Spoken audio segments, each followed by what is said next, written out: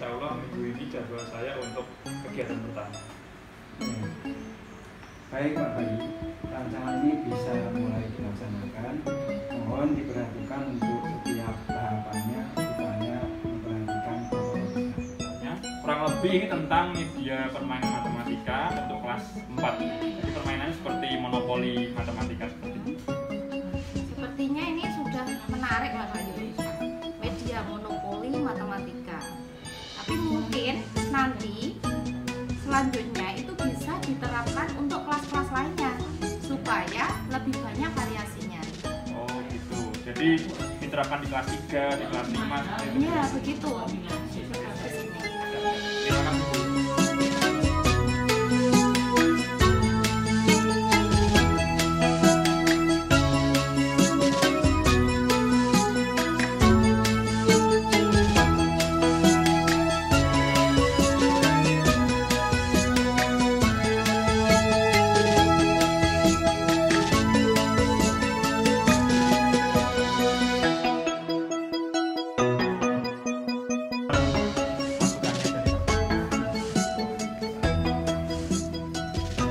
Menurut saya sudah lumayan baik.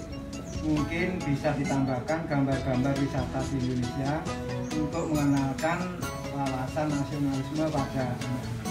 Oh gitu. Jadi ditambah seperti wisata tarangan, kemudian wisata lokal.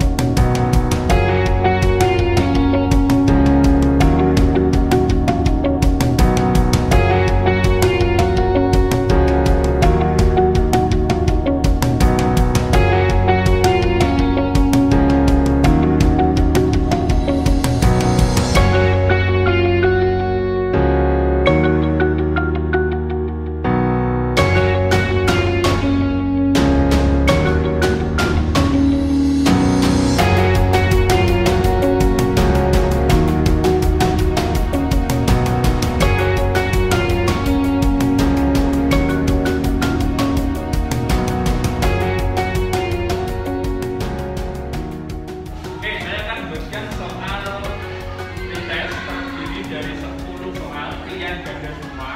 Nanti tinggal pilih A, B, C, atau D. Kalau mau membuat cara atau tulisan, tulislah di baliknya, di balik soal. Jelas?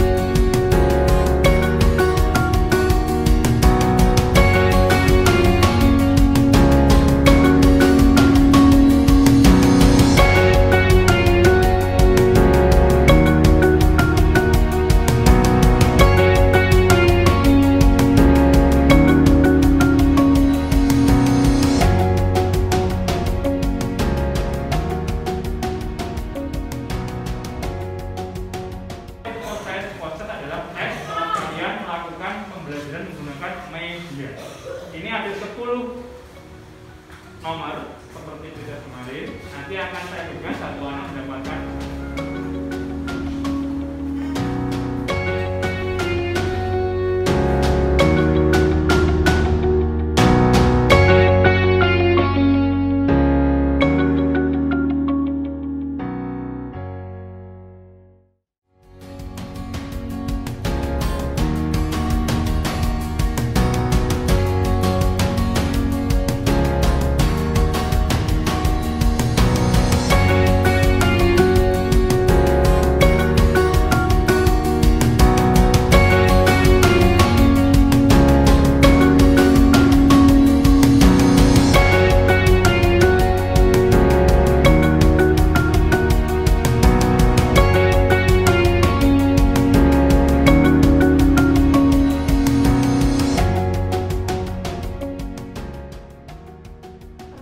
Nama saya Rangga Rizky Pratama, kelas 4.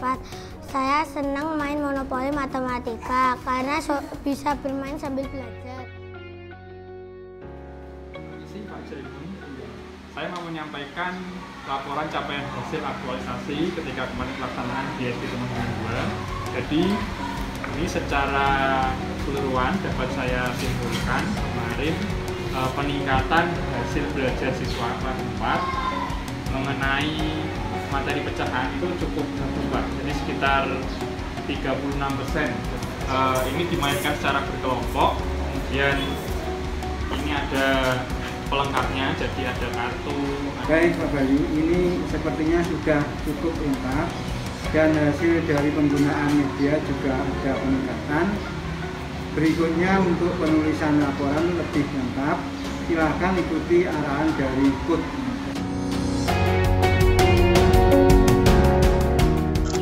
Mekanisme seminar laporan capaian aktualisasi hari ini sama dengan saat rancangan yang lalu. Pak Bayu jika sudah siap, silakan bisa disampaikan.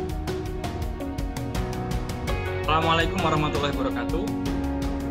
Selamat pagi, salam sejahtera untuk kita semuanya. Yang saya hormati Pak Satya Ariandaru selaku coach, kemudian yang saya hormati Pak Subagio sebagai evaluator atau penguji, dan juga Pak Jaimun selaku mentor.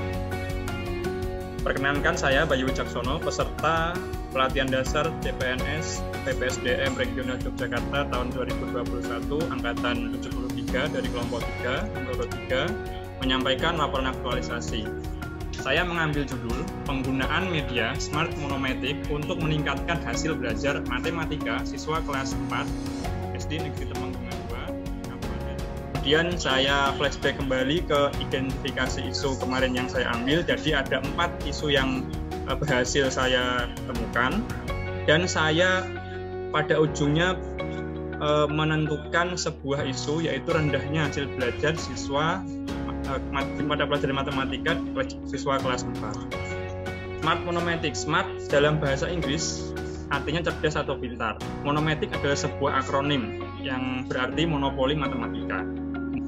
Di sini saya melakukan kegiatan aktualisasi sebanyak 7 langkah kegiatan. Yang pertama yaitu konsultasi dan koordinasi dengan mentor dan rekan sejawat mengenai tindak lanjut gagasan pemecahan isu yang dipilih.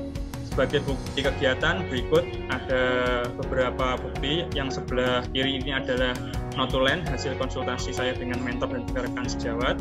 Kemudian yang sebelah kanan ini adalah konsultasi dengan foto, konsultasi dengan mentor dan juga rekan sejawat. Kemudian di kegiatan yang kedua, yaitu menyusun perangkat pembelajaran sesuai dengan media Smart Monomatic yang akan digunakan. Yang sebelah kanan ini adalah output dari RPP tersebut. Instrumennya hanya ini satu, yaitu soal pretest dan posttest. Segi yang saya ukur adalah segi kognitifnya. Kemudian di kegiatan yang ketiga adalah menyusun dan memproduksi media Smart Monomatic. Nah, ini adalah screenshot bukti kegiatan yang saya desain sendiri, yaitu media Smart Monomatic. Ini menggunakan aplikasi CorelDRAW 2019. Ini adalah konsultasi saya dengan mentor. Jadi setelah desain saya buat atau saya susun, saya konsultasi dengan mentor, dan setelah disetujui kemudian saya cetak seperti pada foto sebelah kanan. Kemudian setelah itu kegiatan keempat adalah melakukan pretest pada siswa tentang materi bentuk-bentuk pecahan. Dan ini adalah beberapa dokumentasi, yang sebelah kiri foto, yang sebelah kanan ini rekap atau hasil pretest siswa. Ini adalah beberapa contoh dari hasil pengerjaan murid-murid saya. Kemudian kegiatan kelima yaitu menerapkan media smart monomatic dalam pembelajaran. Berikut adalah dokumentasi foto, beberapa foto dari penerapan media smart monomatic. Di sini siswa saya bagi menjadi kelompok. Satu kelompok itu ada 4 orang, seperti main monopoli itu, melempar dadu, misalnya dapat 2, dia jalan 2, kemudian di peta 2, anak harus menjawab soal. Jika berhasil menjawab soal, maka dia berhasil atau bisa mendapatkan peta tersebut. Jika tidak bisa menjawab, maka anak kembali ke titik start atau titik 0. Kemudian yang ke-6, setelah saya penerapan media, saya melakukan evaluasi pembelajaran dengan post-test kepada siswa. Berikut dokumentasi foto yang sebelah kiri, ini ketika murid mengerjakan post-test, dan yang sebelah kanan ini adalah rekapnya, dan ini adalah rekap, ini adalah foto dokumentasi dan juga beberapa contoh lembar hasil pengerjaan soal post-test siswa. Yang sebelah kiri ini hasilnya, ada yang dapat 80, 90, ada yang dapat 100, dan yang sebelah kanan ini adalah reward atau pemberian penghargaan kepada murid yang mendapatkan skor tertinggi. Dan ini adalah data peningkatan hasil belajar matematika. Kemudian yang terakhir, kegiatan ke-7 yaitu evaluasi dan pelaporan hasil capaian kegiatan kepada mentor. Berikut adalah data foto dokumentasi kepada mentor, dan ini adalah laporan capaian hasil kegiatan aktualisasi kepada mentor. Sedikit ingin saya tanyakan Mas Bayu terkait dengan tadi dijelaskan di awal timbul gejolak itu, gejolak seperti apa nih? Ya gini Pak, jadi ketika daring atau online itu kan anak-anak belajar sumbernya dari mana-mana Pak. Bisa orang tua, kakak, teman, Brainly, Google, YouTube, dan lain-lain. Tapi ketika masuk mereka nggak bawa gadget, akhirnya mereka berusaha sendiri. Gejolaknya yang saya dengar gini, loh biasanya aku bisa buka YouTube, bisa buka Google. Itu yang maksud saya gejolak. Akhirnya itu mempengaruhi hasil belajar mereka atau semangat belajar mereka ketika belajar secara pembelajaran tetap muka terbatas di sekolah. Kemudian untuk gejolak yang guru, karena guru itu awalnya kan medianya daring. Ketika daring itu guru membuat media pakai Google Form, pakai mereka editing video, kemudian mereka buat soal di kuisis dan lain-lain. Ketika masuk seperti ada, kalau orang Jawa itu katanya kajok gitu Pak. Kajok dari awalnya daring buat medianya A, ketika offline membuat medianya B. Itu menurut pengamatan saya. Terima kasih. Terus kemudian langkah-langkah apa yang Anda yang dengan ambil untuk mengantisipasi tekanaannya dengan gejolak yang timbul itu? Ya, jadi saya fokuskan di sini adalah pada mata pelajaran matematika, khususnya di KD 3.2. Itu materi pertama pecahan di kelas 4. Jadi ketika saya masuk, memang saya belum membuat media apa-apa di kelas 4. Hanya media dari video YouTube yang saya buat sendiri. Tapi ketika tatap muka, karena anak-anak itu butuh yang namanya mungkin penyegaran, refreshing itu, saya mencoba membuat media permainan ini. Ini sebenarnya saya mengadaptasi dari karya PKMM tahun 2014 ketika saya dulu masih menjadi mahasiswa. Ketika itu media ini saya terapkan dan juga kelompok di kelas 2 SD untuk materi perkalian dan pembagian. Kemudian saat ini 7 tahun berikutnya, tahun 2021, saya mencoba mengadaptasinya, kemudian mengimprovisasi untuk saya ubah di kelas 4. Karena Smart Monomatic ini sifatnya adalah seperti platform, bisa digunakan untuk lebih dari satu mata pelajaran. Misalnya untuk cerdas cermat juga bisa, untuk bahasa Jawa, untuk bahasa Inggris. Hanya mengganti konten kartu soal yang akan digunakan saja, Pak. Kedepannya bisa ya? Sangat bisa, Pak. Cuma model tekniknya aja yang mungkin agak berbeda. Ya, betul. Cara untuk mengemas dan juga desain kartu soal di platform tersebut yang dibuat berbeda. Karena bagian logika pelajaran matematika kan lain dengan yang lain. Iya Pak, ngomong Pak katanya. Mungkin tekniknya mungkin dari teknik yang untuk si matematika mungkin jauh lebih detail dan mungkin lebih sulit ya daripada untuk pelajaran yang lain. Gitu. Baik, alhamdulillah, terima kasih Pak Subagio untuk poin-poin klarifikasi sekaligus saran dan masukan yang disampaikan bagi Pak Bayu pengembangan ke depan utamanya. Dan Pak Bayu, karena tadi sudah diklarifikasi, kemudian Pak Bayu juga sudah merespon dengan pas gitu ya, dengan relevan atas informasi yang dibutuhkan oleh Pak Subagio berkaitan dengan upaya kemudian capaian berkaitan dengan aktualisasi yang telah dilaksanakan. Maka dengan hal ini dapat dinyatakan laporan capaian aktualisasi Pak Bayu dapat diterima oleh Pak Penguji dan sah untuk diproses hingga akhir nanti.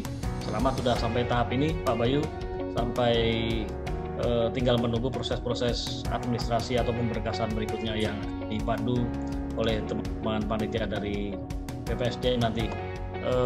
Saya kira cukup untuk sesi presentasi hasil capaian aktualisasi dari Pak Bayu Wicaksono. Matur nuwun. Assalamualaikum warahmatullahi wabarakatuh. Waalaikumsalam warahmatullahi wabarakatuh.